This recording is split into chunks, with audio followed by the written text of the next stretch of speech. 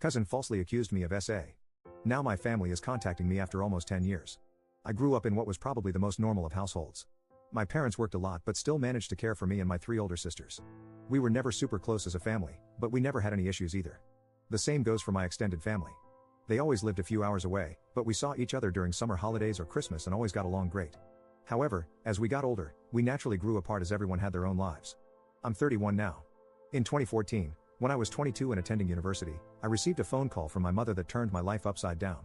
I remember I didn't even answer at first because I was gaming with friends. However, she called again immediately after the first call. This was an unwritten rule in the family. If you call twice like that, it's important, like someone died important. So when she called again, I excused myself and answered, only to hear chaos on the other end, like people were arguing. But when my mom realized I had answered, it sounded like she went to another room and closed the door. I just asked what was going on, and I heard her crying. My memory of this conversation is a bit blurry, but she basically asked me if I had something to confess regarding Eve. Eve is my cousin on my mom's side and is 7 years younger than me, 15 at the time.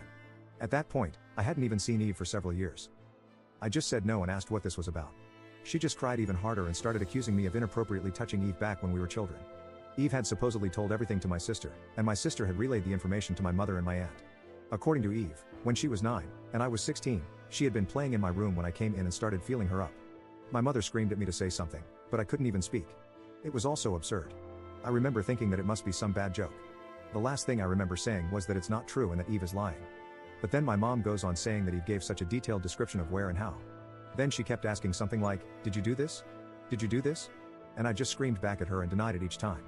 It all ended with my mom putting me on speaker, and both my mom and dad said that they don't want anything to do with me and never to contact them again. 2 of my sisters texted me later that day, pretty much saying that I'm disgusting and then blocked me. I know it's weird, but after that call, I went to have a long shower. To this day, I still don't know why I did that. After calming down, I started calling and texting everyone, even Eve. No one answered, and the ones who hadn't blocked my number by then quickly did so.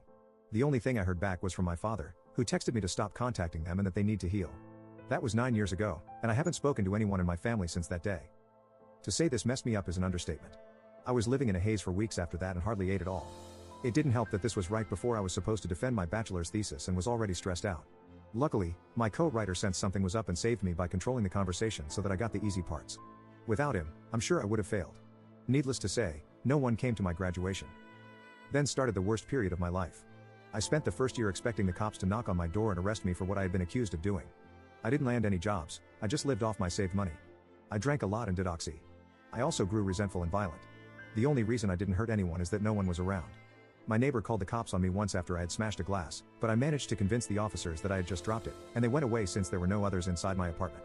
Instead of sleeping, I spent my nights planning how I could get revenge on Eve and make sure no one ever found out.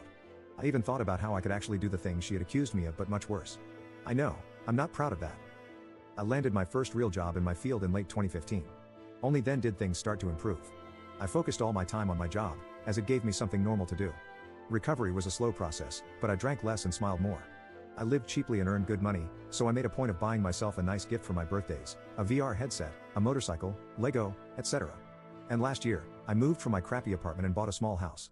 It was an old dream of mine to have my own garage and a garden to care for. This has boosted me even more. So my life is okay now. I still have problems. I've been on antidepressants for the last few years, and while they help, it's not in a happy way. They simply remove the dark thoughts and replace them with dead ones. My trust in other people is close to non-existent. I've tried dating but have only been on 2 dates with 2 different women. It's really hard to speak like a normal person when it comes down to it. And what would I tell a potential partner when she asks about my family? Oh, you know, they accused me of a heinous crime, and we're not talking anymore. But I didn't do it, I swear. My field is very male-dominated, so the only woman I really speak to is my therapist, whom I like a lot. A few days ago, I received a text from my mother. It felt unreal, and I was scared to open it at first, so I just stared at the notification for hours before opening it. Yesterday, another text followed. Translated, they basically say, "Hi, my name. It's been so long since we talked. We miss you and want to know how you're doing." Here, she writes a long text about my sisters and how my nieces and nephews are getting big. I didn't even know I was an uncle. Know that we love you and always will. Love Mom and Dad. The second text said, "Hi, my name. We understand if you don't want to talk to us after what happened, but please listen. Last month, the subject of you was brought up at a family gathering. During this, Eve was downplaying everything that had happened to her. It got so awkward that she finally admitted that nothing happened and that she probably just dreamt it. We were all appalled by this. When we last spoke, we wanted to protect Eve and did the only thing we thought we could do. We know that's not excusing how you were treated. What Eve did was wrong, and we're all angry at her. We have called everyone that knew and told them the truth.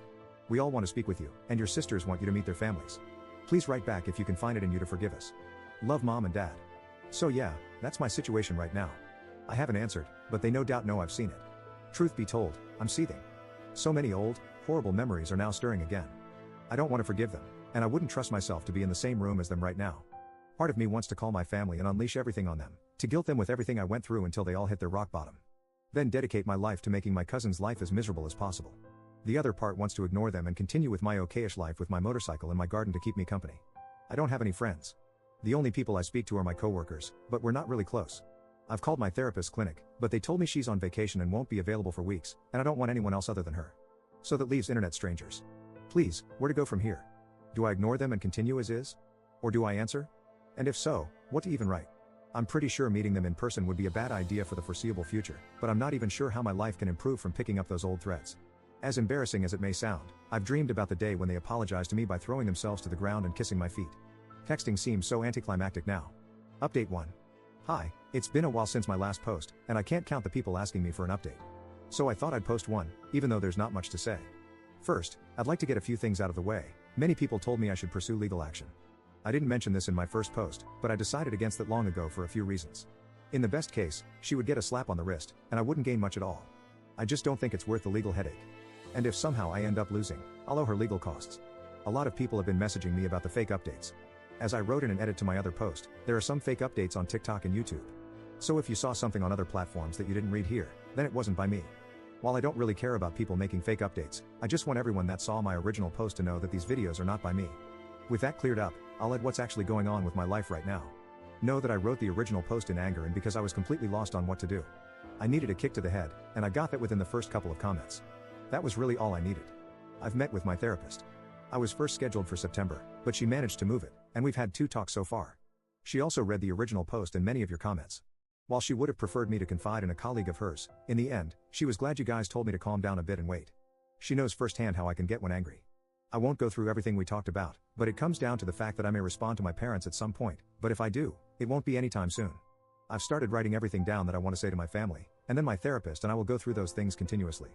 For those who asked, they haven't tried to contact me further. I will not be updating this issue anymore, nor will I be commenting unless it's something very important. I don't want to be rude, and I appreciate all the support, but it really is draining sometimes. I'd like to end by saying thanks again to all the people who've been wishing me well and checking up on me. And for the people writing to check that I'm still alive, don't worry. You don't have to do that. I'm off work for a while and not at the computer much. I'm busy painting my garage.